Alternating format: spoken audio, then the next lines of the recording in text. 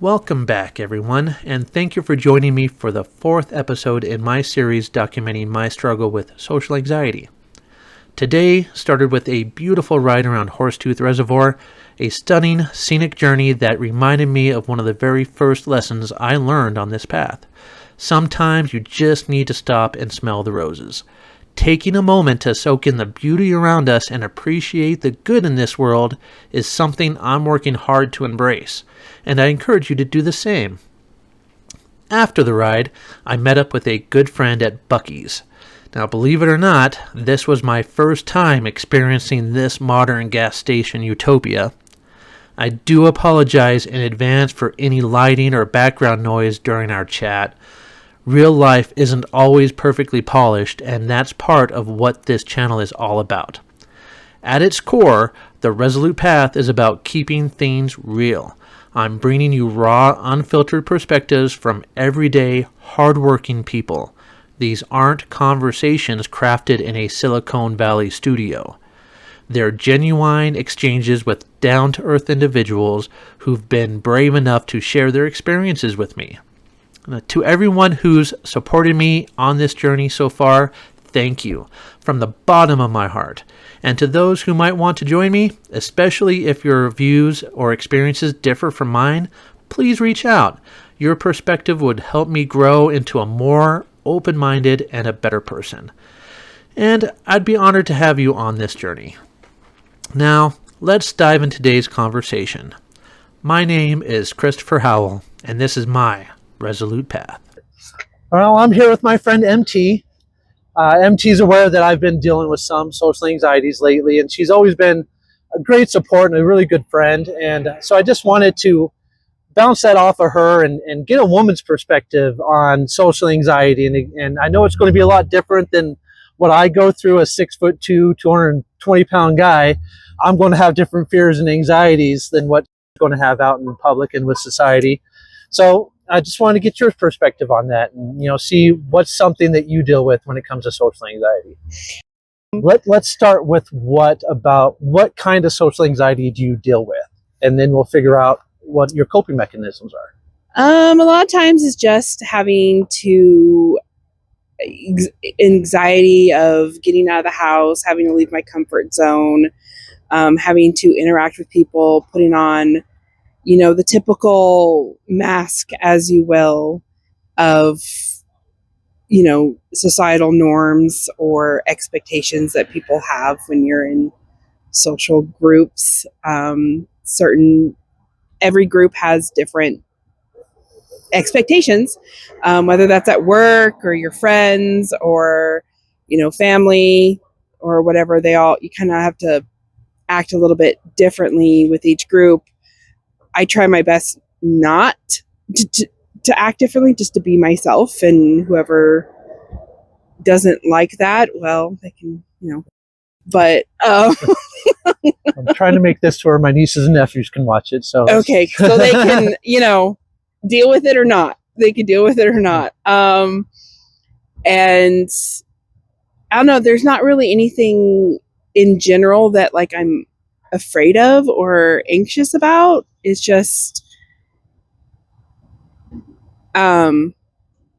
so it's just an overall anxiety of having to drain that social battery that sometimes takes me days to recharge.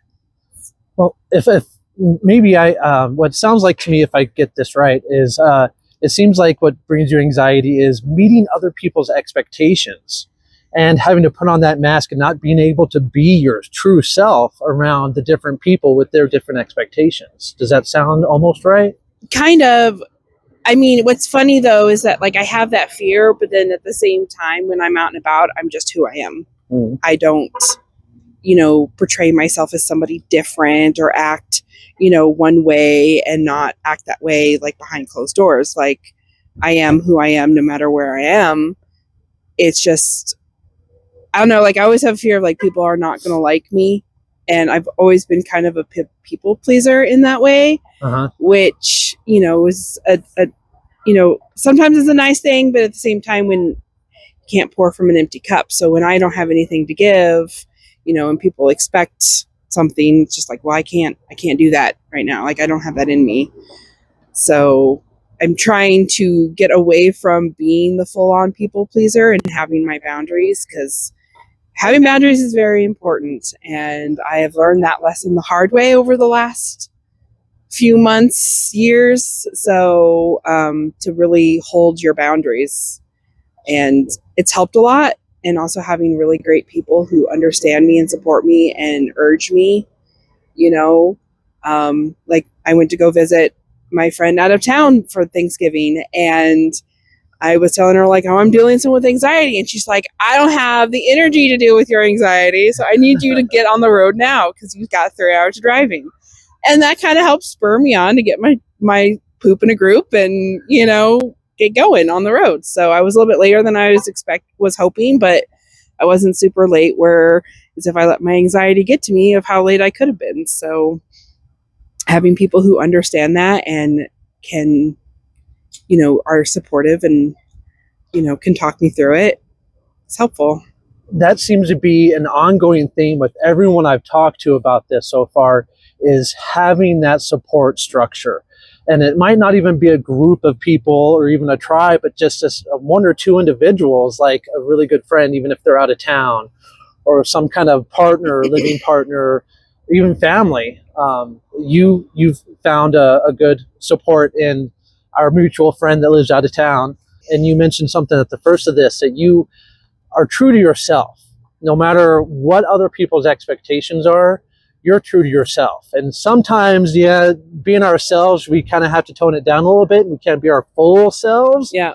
But we're always seems to be at least a variant of ourselves. Yeah. Does that sound right? Yep. That's very true. Like, I can't be the mouthy, inappropriate person at work, because I have to be a little bit more professional, even though my workplace is pretty lax and, everybody says the F word and, has jokes, but, you have to tone it down in a professional setting, or, I can get pretty sassy, and so it's like in certain situations, I have to kind of be careful with how much sass I give and guff.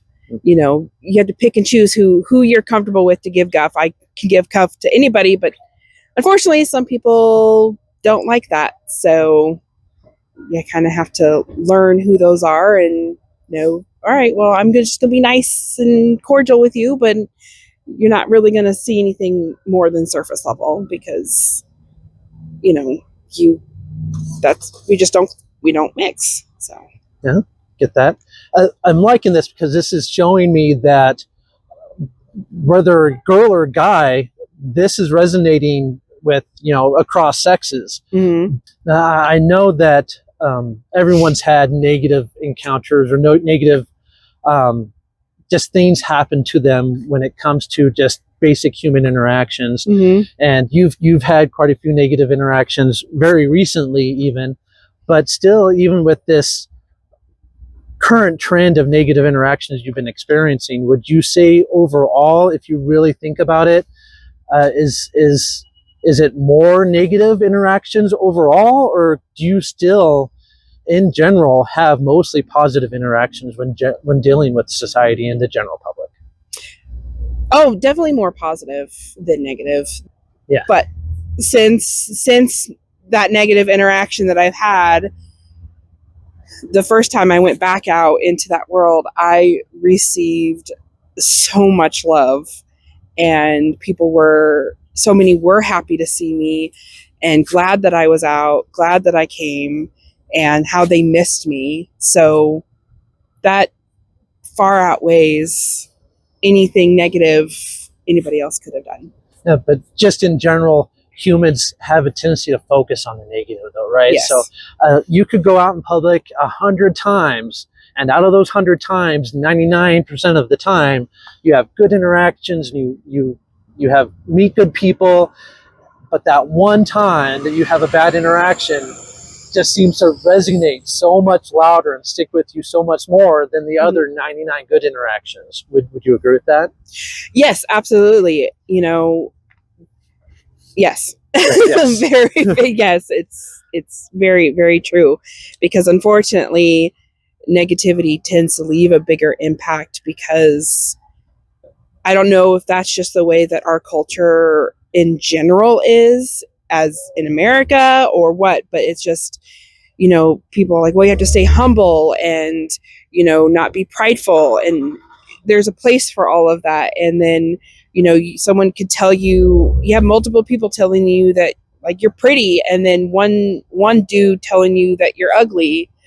That's what you're going to believe, because unfortunately so many of us believe that internally, because we see our own perfections under a microscope, because we see it every day. We see ourselves in the mirror every day. So we see all our imperfections, our wrinkles, our blemishes, our fat rolls, our stretch lines, whatever. And then we see all that and we think we're disgusting, but yet no one else sees that. So they just see us and who we are. And that's what I'm also very grateful for, is people who see me and know what I'm like and know what my heart and my intentions are. And that's what's important.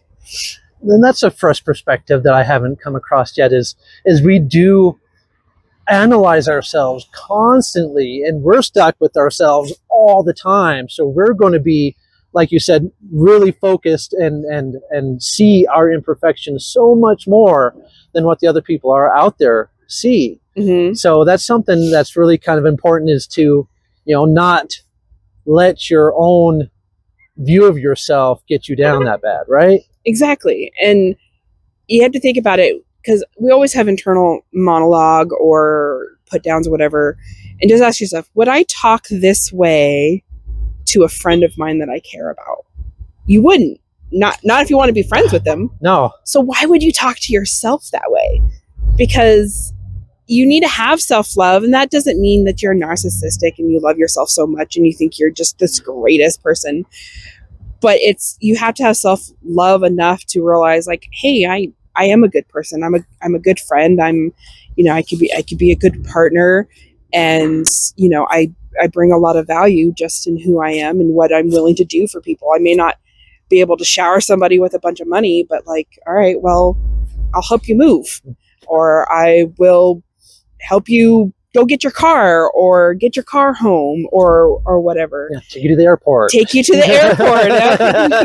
One other thing that the last thing I kind of want to touch base on is something you said a little bit earlier, is you've kind of learned how to accept the good and leave the bad. You've learned to not let that dwell in your mind, right? You've learned to just kind of dismiss that. Mm-hmm. Is there a special trick that you've had? Because I have a hard time with that, just letting the bad people's opinions go and not letting it dwell in my mind.